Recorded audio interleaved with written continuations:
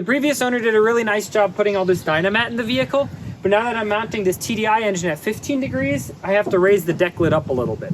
And I would want to mount this directly to the body and not have any of the Dynamat in between, so I'm going to be pulling some of that out today. There's really two ways people do this. Some people do it with heat and a heat gun, and it releases a bunch of fumes. It's a sticky mess. The other way people do it is with some dry ice. So I acquired some dry ice that was left over from some stuff that had to get shipped, and we're going to give it a shot today.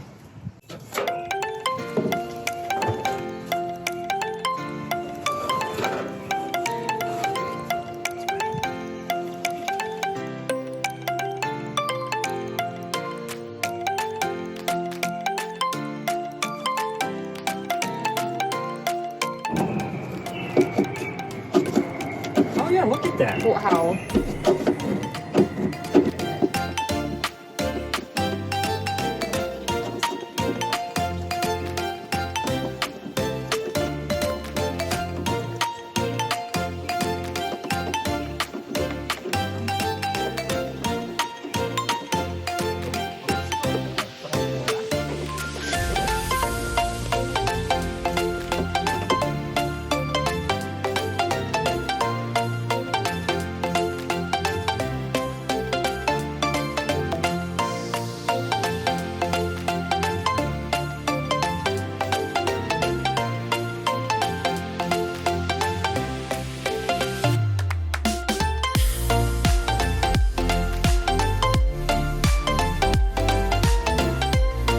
Well, it took some effort, but it definitely came off pretty well.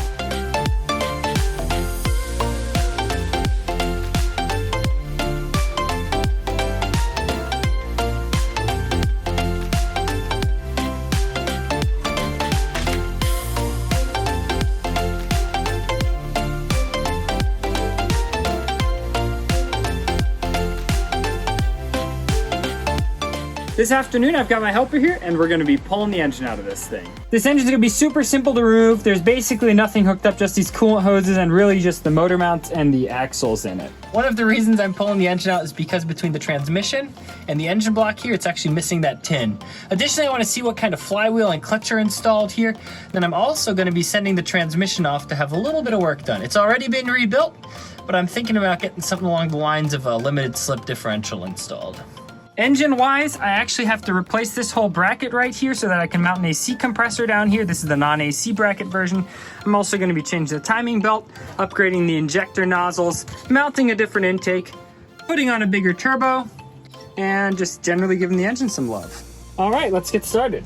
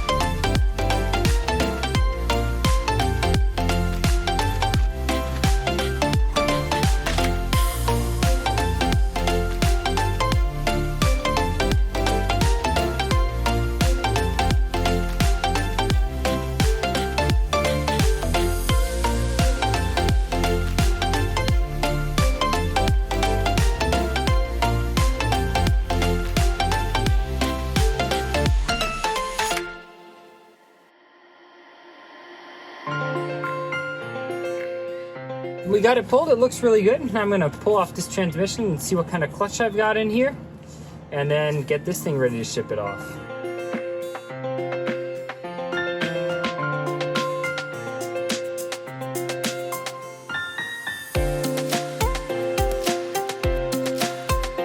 So yesterday we pulled out the engine, and today I'm focusing on pulling out all this interior stuff.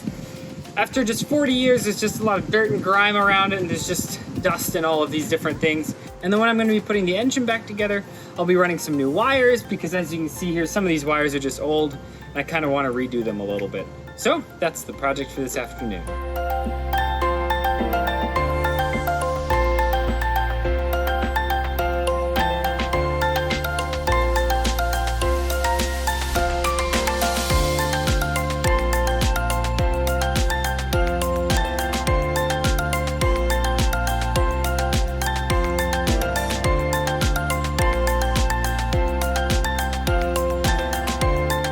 So even though we're pulling everything out, I figured, you know what? Let's see if this fridge works. So we plugged it in. It's running on 120 volts, and it actually started cooling quite a bit.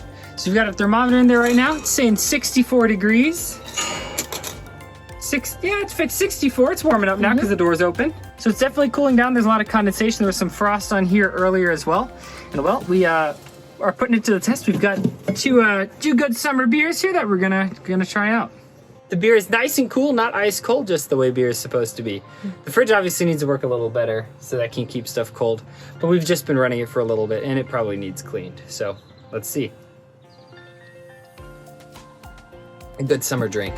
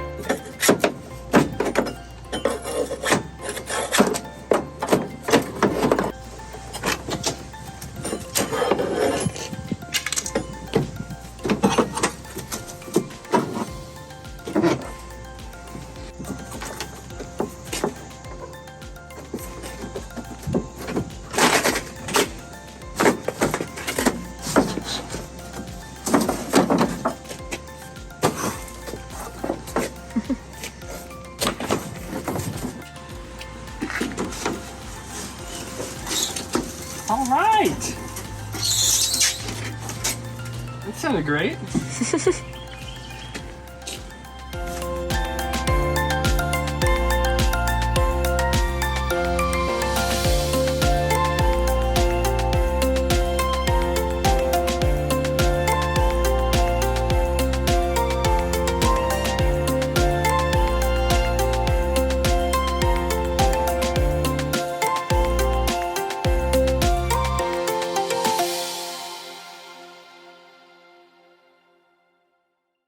All right, so it looks like a tornado kind of blew through here, because it definitely kind of did. Greetings from the rooster. As you can see inside, everything has officially been taken out, more or less. There's definitely some rust down here, which I was told by the last owner that they did repair. They did a pretty good job, but I'm gonna pull some of that repair out and I'm gonna do it a little bit differently. Just trying to get rid of some of these holes that are down here, and just some oxidation in here as well that I want to get rid of. Here on this side, made a little obstacle course with some tires there just for fun, but I pulled out the propane tank. I got the batteries pulled out, they were both dead. This is now effectively serving as a drink holder, and the front seat is now holding as an everything else holder.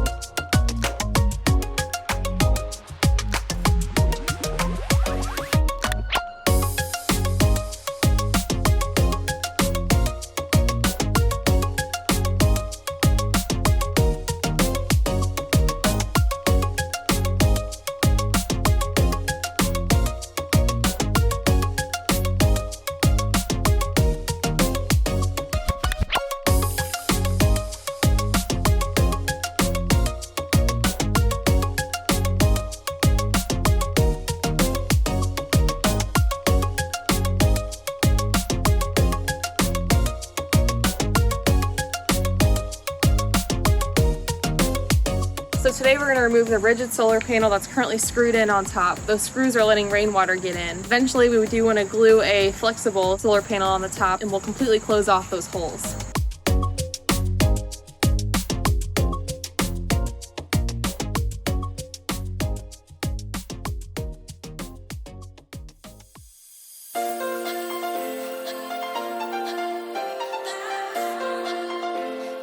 Might as well use this fancy ladder.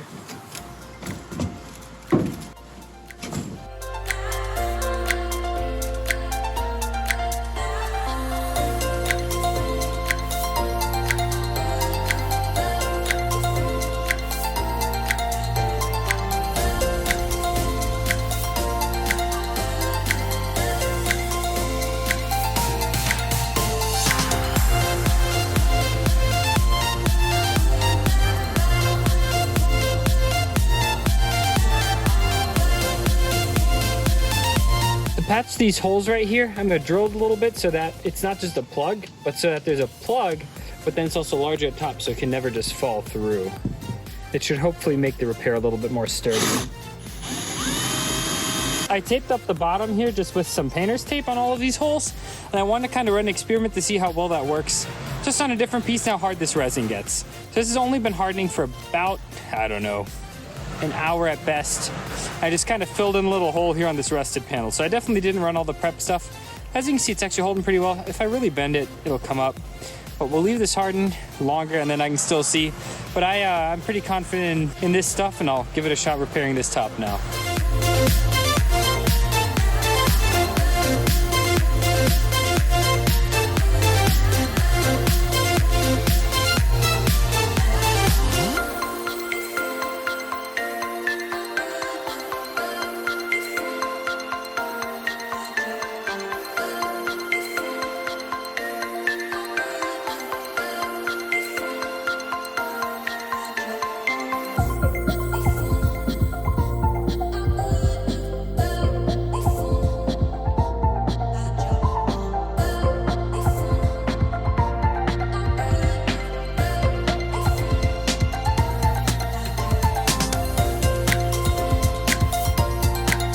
Kind of funny since that resin is clear. It looks like this is a little skylight, but this is holding up super well. Nice and sturdy, just rained a ton. Definitely no leaks or anything, so pretty happy with these repairs here on all these little holes there. Project for the evening is to try to get this thing packed up so that we can ship it out. So I bought 2 heavy-duty boxes that I'm gonna have to somehow stick together, and then a bunch of bubble wrap, and I've got a bunch of random packing materials that I've been saving for the last 2 weeks.